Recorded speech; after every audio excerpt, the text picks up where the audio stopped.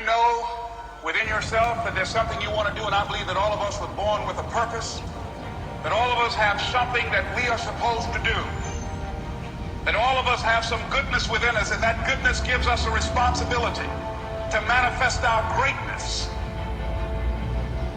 Not only is it possible for you to have your dream, but it's necessary.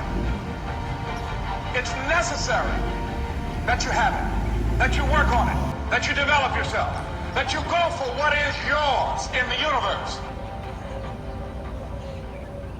Every single day when you wake up, you better be spending time on your dream. You better be spending time on you ain't got time to waste. It is a sense of urgency. It's a character of who you are. It's not the title that makes you. It's not the success that makes you.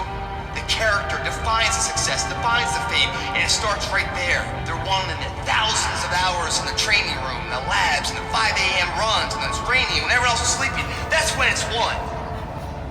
The heart of a champion is a light switch that's always on. It doesn't go on and off when someone's watching. It's constant. It's how you look at something. If your name's attached to it, and you do it right, the best of your ability every single time. And the problem with some of y'all is you want somebody else to support your dream. It's yours. I don't know you would dive. It's your dream. If you want it to happen, get your butt up and make it happen. If you want it to happen, rise and grind. That if you want a thing bad enough to go out and fight for it, to work day and night for it, to give up your time, your peace, and your sleep for it, if all that you dream and scheme is about it, and life seems useless and worthless without it, and if you gladly sweat for it and fret for it and plan for it, and lose all your terror of the opposition for it, and if you simply go after this thing that you want with all of your capacity, strength and sagacity, faith, hope, and confidence, and stern pertinacity, if neither cold poverty, famish, or gulf, sickness, or pain, of body and brain can keep you away from the thing that you want. And the title of 2013, three-time Mr. Olympia, Phil Heath! Now that's that thing called life, is that it is always changing. Sometimes you're up, sometimes you're down. I can tell you that now. Be aware of that. Things are not going to work out exactly right. For a time they will, sometimes, and that's when life is just playing a game with you. I don't want to play anymore.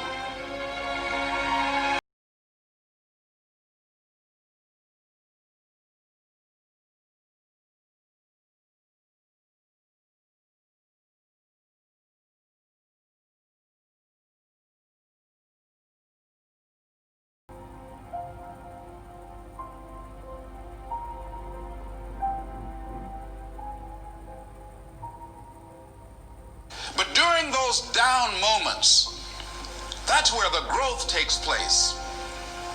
That's where the work is. See, anybody can feel good when they have their health, their bills are paid, they have happy relationships. Anybody can be positive then. Anybody can have a larger vision then. Anybody can have faith under those kinds of circumstances. See, but the real challenge of growth, mentally, emotionally, and spiritually, comes when you get knocked down. And some of you in your life, the reason why you're not blowing up, the reason why you're not successful, you have not learned to pass. You think just because it's an opportunity, it's for you. And not every opportunity is for you. All of us have experienced some tragedy, and if we haven't, we will. And you can either let it destroy your life, or you can build upon it. You can permit it to let it hold you down, or you can decide, I'm not going to let that happen to me. I'm bigger than this. It's not going to be easy. When you want to change, it's not easy. If it were in fact easy, everybody would do it. But if you're serious, you go all out. We all fall down in life. The question is, who gets back up? Forgive and grow. You're about to separate yourself from the pack, and you're about to be on top. If you want to begin to move into your own personal greatness, you've got to be willing to go against the tide. You've got to be willing to harness your will and say, in spite of this, I'm in control here. I'm not going to let this get me down. I'm not going to let this destroy me.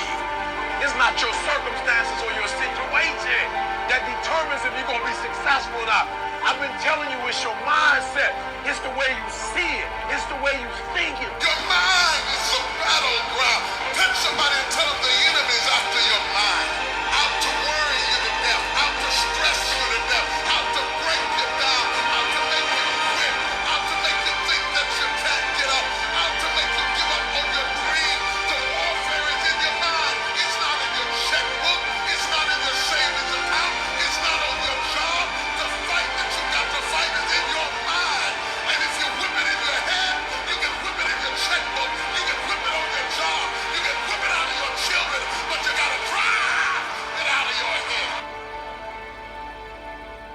coming back.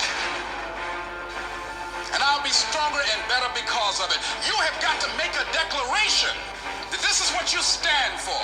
Standing up for peace of mind. You're standing up for health. You're standing up for your dream. You want it. And you're going to go all out to have it. Let it go and begin to focus on developing myself. And I say to you, you're going to have people to do things to you. Things are going to happen to you. And the most important thing to do is to harness your will and let it go. And move so you can grow. So you can get on with your life. It doesn't matter about what happens to you. What matters is, what are you going to do about it? When you want something bad, you can't count the cost. Because if you count the cost and you see how much it costs, you might quit.